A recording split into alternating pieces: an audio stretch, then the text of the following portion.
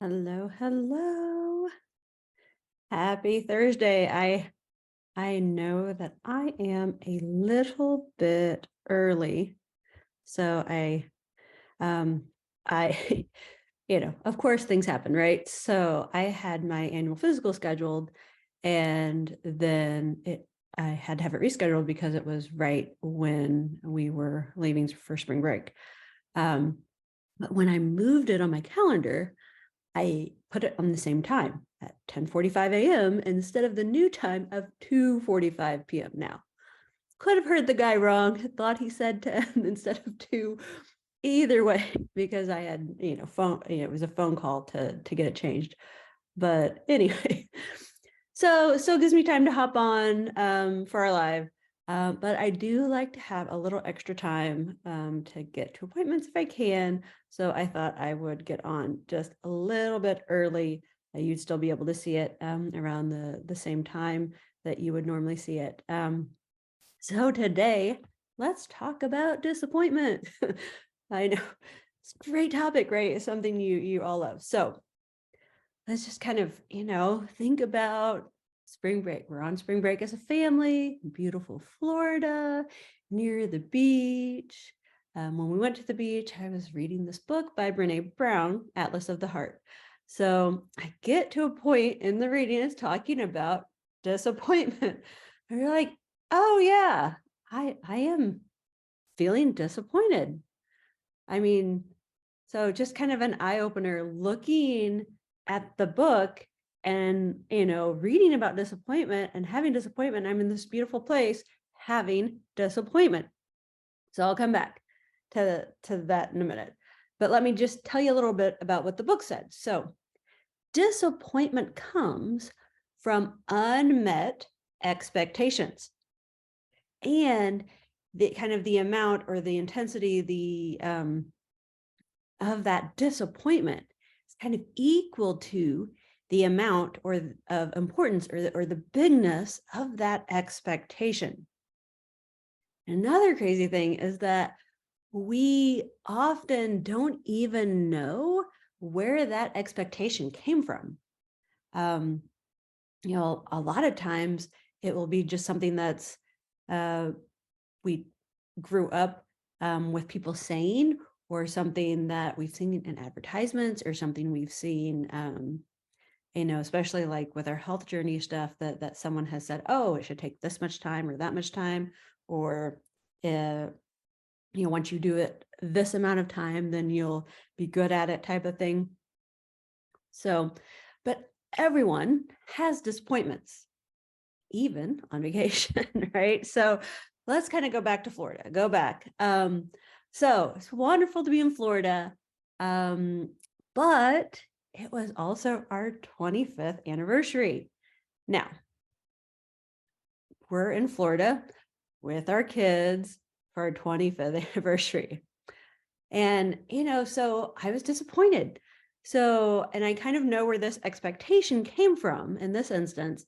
My parents took a cruise and renewed their vows for their 25th anniversary. And they had my uncle and his wife, my uncle and aunt with them. And so, kind of my expectation based off my parents was that it would be celebrated in a big way, us together without the kids, right? So disappointment.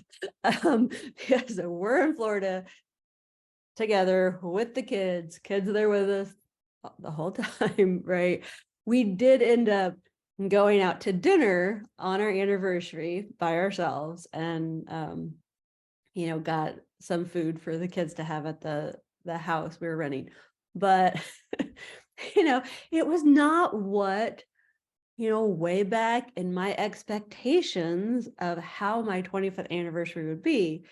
It was not what that expectation was. Now, I had already kind of worked through it, knowing that that's where we were going. But on that day, especially, it was just kind of like, yeah, I mean, and it was beautiful. It was wonderful. We had a wonderful meal and we had great conversation, and it was wonderful. But, just kind of reading that and understanding that that disappointment was there and why it was there and where that disappointment came from. Now, it wasn't very intense because, I'd already, considered and worked through the idea that this anniversary, it was going to be a dinner while we were in Florida with the kids, right? Okay, so let's kind of look at another example. So, in reading the book by Brene, her example was, weekends as a family when both her and her husband were together with kids, and they were both having expectations that they would be able to get certain things done. And you probably resonate with this. If you have, someone you go with and have your kids with you, when you're alone, you don't really have an expectation that you'll get anything done. But when someone's there, you may have this expectation that there are other things that you can do because that person is also there. But the problem with the expectation is you don't tell the other person at all. So then they don't know the expectation. And in her case, right, they would end up fighting at the end of every weekend because neither one of them got to do the things they expected to be able to do because they never told each other what they were expecting to be able to do. So it's very kind of interesting idea around how we end up disappointed because of our expectations. So let's kind of bring this to your health journey, okay? So you decide that you want to improve your health in some way, and say the result you want is like to lower your LDL, cholesterol, to lose some weight, or even just I'm going to drink 8 glasses of water a day type of thing. And then you kind of already, when you decide on that, you kind of already have an expectation and of a certain result or a certain time frame. Then it doesn't happen, right? And that result doesn't happen in the time frame you think it should. Boom, disappointment, right? So that disappointment then can sabotage your efforts because when you have that disappointment, it often comes, especially with something like your health journey, with a lot of negative self-talk and then extra stress, right? And that stress, if it's more of a chronic thing for you, causes hormone imbalances. And then a lot of times you just decide to give up, right? I mean, it's just like, well, why am I even doing this? So, and I know that that's happened to me many times before, in which I would, go on a weight loss plan and, expect to lose a certain amount of weight by a certain time frame, and it wouldn't happen. I'd be disappointed. And it's just like, instead of continuing with some of the good habits that I got from that diet, I would completely go back to the previous way I was eating or do some emotional eating or something because of the disappointment. Okay, so what can you do? So the first thing is that you listen to this video, right? So you understand that disappointment's actually caused by your expectations. And that awareness is like golden, because then you can kind of understand, when you know where it's coming from, then you can kind of understand what you expected to happen, and kind of like, what was my expectation, and then kind of determine if that expectation was realistic, right?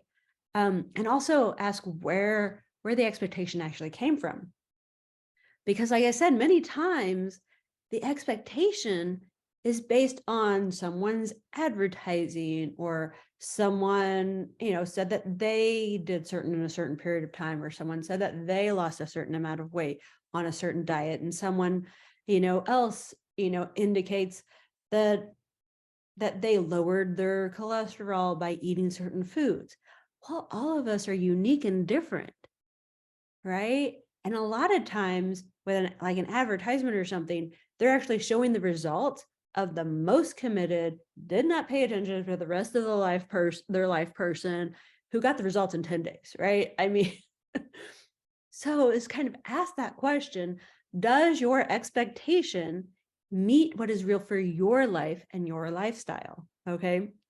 So also look at how far you've come. So what results have you gotten for your health?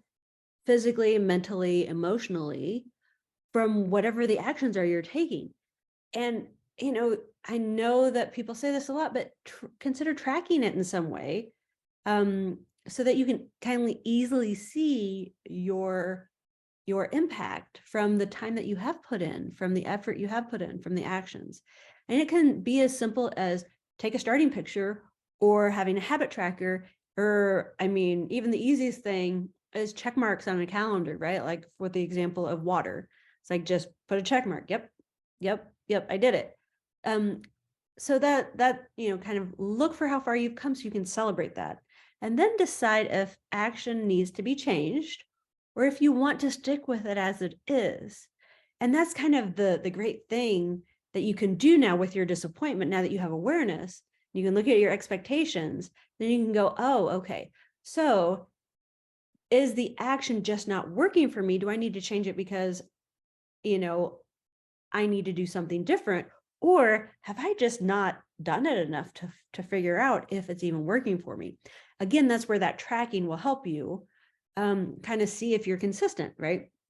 Remember, consistent is not perfect. Consistent does not mean that you are doing it 100% of the time, every single day.